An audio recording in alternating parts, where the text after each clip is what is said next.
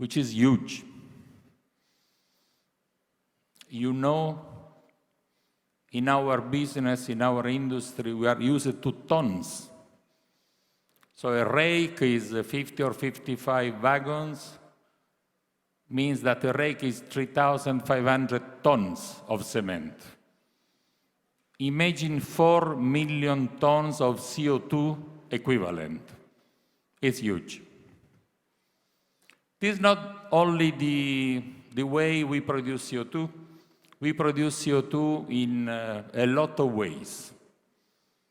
We produce CO2 with transport, every time that we use trucks or non-efficient means of transportation. We produce CO2 with packaging. We produce CO2 basically every day. So the commitment of the group is to reduce our CO2 emission by 30% in 2030. And why we are talking about this topic now? Because more than 50% of our investment in the future will be dedicated to reducing the CO2 emissions. It's not a little amount. Let's go to another point of CO2 emissions, electric energy. The cement industry consumes and uses a lot of electric energy. I would say that it represents at least 20% of our cost. Producing electric energy means also producing CO2. We can produce with coal, and then it produces a lot of CO2. But there are all other systems to produce electric energy for us, which do not produce or produce very little CO2. In this, we have already started years ago with the heavy investment. Bharathi and Kalburgi were among the first plants in India installing big solar panel fields. Now, in this moment, we have more than almost 20 megawatt installed, a few $1 million, and we produce energy without CO2 emissions from these solar panels. I guess that somebody of you have seen this installation and can understand the surface and the amount of money needed for investment. There are other ways to produce electric energy instead of using coal, and we are trying to exploit all of them. In our two plants already, since years now, we have installed what we call a WHRS, which is the acronym for Waste Heat Recovery System. Basically, what we do is extracting the heat from the process, which would go waste, and producing with that steam, which goes into turbines to produce electric energy, again, without burning coal. These are investments not easy to perform, technically are difficult, and are expensive. Per each megawatt installed, we spend no less than $1.5 million. And not all the time we have a return on that.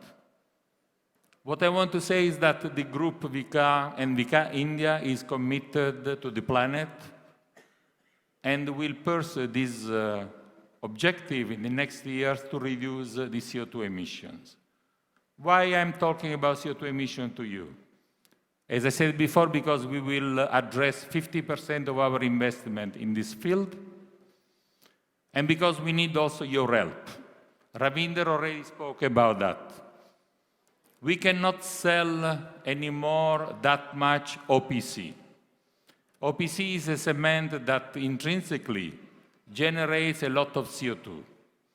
The future, which not only Vika India is, let's say, addressing, is blended cement. Blended cement uses less clinker, less limestone, produces less CO2, and somehow can allow us also to introduce different quality of cement for different purposes, so far respecting the planet. We need your help. You are in touch with the customers. You can talk with them. You can convince them that using blended cement is not just a be serious cement, but it's a good cement which is suited to the scope and that on top of everything can respect the planet. We need this. We need this from you, and we need this not only for India, but for the rest of the planet. Let me address now other topics which are related to CO2 generation, just to let you understand how much we are committed. Transportation. Transportation means diesel, trucks, tires, means pollution, means CO2 emissions. Also in this, Vika India is trying to solve the problem and reduce the emissions. We are trying to move most of our transport to train, which generates maybe 10% of the CO2 which is generated by trucks. This is not only for raw material incoming to the plants, but also for cement. The example mentioned before by Ravinder about the terminal in Coimbatore is one good example. We will transport by train most of the cement for that region, so far saving not only money for you and for your margins, but also CO2 emissions. It's important. Let's go to another point. Packaging. Packaging itself generates CO2 because we have to produce bags. These bags are made by polypropylene. Polypropylene comes from oil. At the end, I don't have the calculation, but we generate CO2 per each bag. In this sense,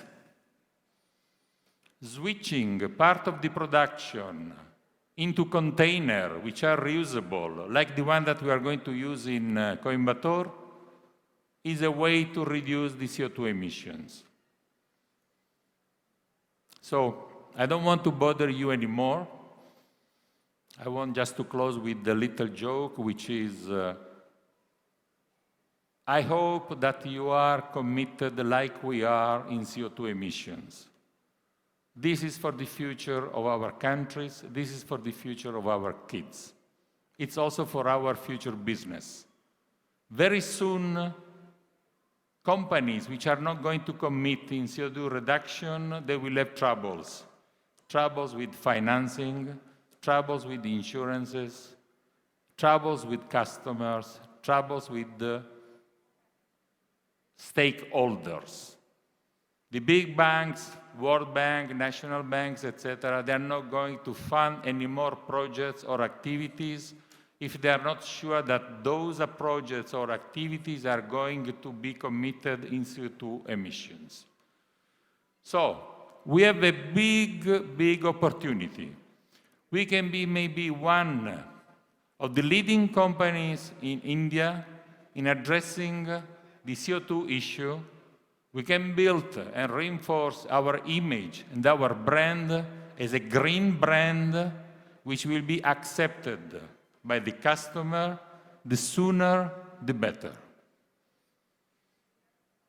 I say that I want to close with a little joke, is we emit CO2 in every activity. Even taking a plane generates, for example, in between Hyderabad and Dubai, 200-250 kilograms of CO2 per person. This is the CO2 that we want to continue emitting, to have a good gathering, good meeting, to celebrate our success, our achievement, and our business. Thank you to everybody.